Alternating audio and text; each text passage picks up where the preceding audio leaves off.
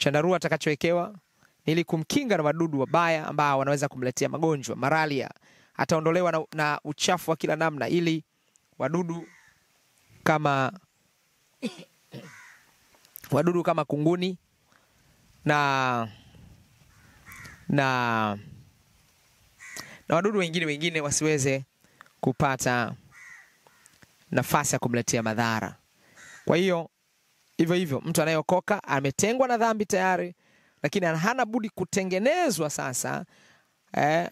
Kwa sababu anakuwa na mapungufu mengi, anakuwa na uwezo wa kukosea mara kwa mara, anakuwa na uwezo wa kujikwaa kama mtoto anatembea dede, atatembea na kuanguka, atalazimika kutengenezwa hata afike kwenye viwango ambavyo amekuwa mtu mzima, hawezi kuanguka kabisa.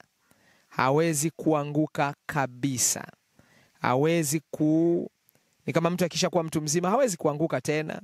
Akitembea, na unaweza kuulizana na mtu mwenye miaka 20 leo katika mwili, hata akizungumza huyo mwenye miaka 20, lini tukiulizana lini uliwahi kuanguka ukiwa na miaka 20, yani ulijikwaa ukaanguka, unaweza ukafikiria hata ukumbuki lini ulianguka. Katika msingi huo sasa, unapokuja kanisani kwetu, unautafuta utakatifu utaupata, lakini pia tuna kazi ya kukutengeneza, sio tu uwe mtakatifu, lakini uwe mkamilifu. Sasa ukamilifu haupatikani kwa siku moja. Unatakiwa kupita kwenye masomo ya mwanzo ambayo tunakufundisha, yenye masomo 50 ndani yake.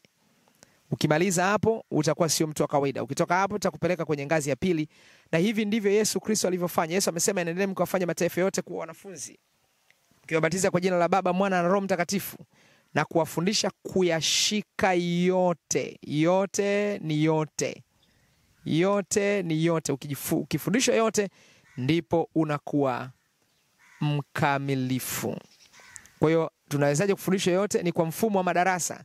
Darasa la kwanza lina masomo 50. Darasa la pili lina masomo 70, ambayo hilo ni somo ya ngazi ya pili, ambayo